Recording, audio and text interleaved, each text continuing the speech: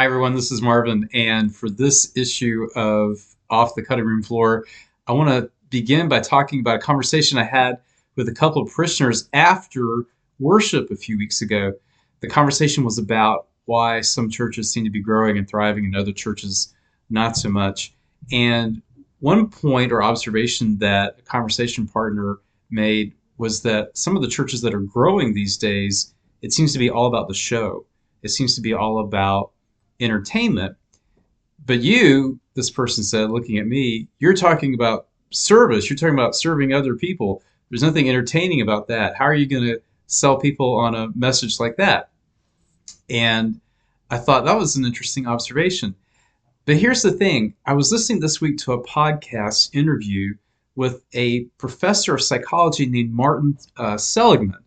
And Martin Seligman is one of the pioneers in an emerging field of psychology known as positive psychology. At the beginning of the podcast, he talks about how when he was a grad student and early in his career, the emphasis in psychology was on identifying pathologies, depression, substance abuse, schizophrenia, and figuring out how to treat those pathologies. About halfway through his career, he made a shift and he began investigating what is it that makes people happy? What is it that makes people thrive? What is it that makes people healthy, psychologically well-adjusted people? And it was a far-ranging interview I heard on this podcast, but he talks about two things. One of the things that he does in his classes is he assigns students, some of them are to go out and do something pleasurable, something that they enjoy. And then other people are supposed to go out and do something kind, make themselves of service to others. And he says a lot of times he gets the same kind of feedback. The people who do something pleasurable, they play a round of golf, or they play video games, or they, go to the art museum, or go see a great movie. After the experience is over, the experience of pleasure fades away. Pleasure is enjoyable at the time, but it doesn't have durable long-term effects.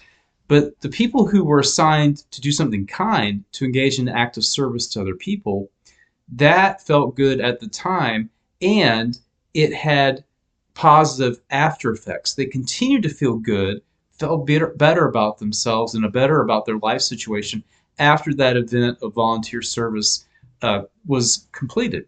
And so Sullivan goes on to say, when I am counseling depressed people and they ask me, what is the one thing that I can do that will make me feel better immediately? Or what's the one thing that I can do that has most bang for my buck?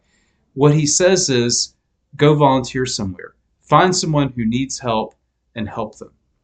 So it's interesting. Maybe the message that we are to be of service to others because God in Christ has served us, has provided the means of forgiveness and new life.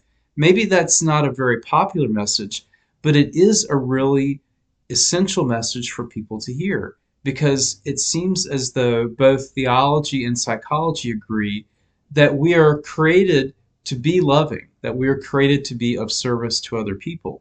And that when we are not being of service to other people, we've become kind of alienated from our true selves. And as a result, our lives are not going to be as rich, as fulfilling, as enjoyable as they otherwise would be. So I want you to think about the mission and volunteer and service work that you do as a member of First Presbyterian Church in a different way. If you volunteer at St. Wilfrid's Clinic, or if you're raising money through Presbyterian Women for clean drinking water somewhere, you're helping people who have lack of access to clean drinking water. You're helping people who don't have regular access to food and clothing to get that access. But here's another group of people that you can help. You can help people who are sad, who are disappointed with life, who are pessimistic, maybe even who are depressed, by inviting them to come along and join with you in that activity of service. So that's my ask for you today. That's my challenge for you today. You can make people's lives better in a variety of ways, not only through direct service to others, but also involving other people in direct service to others.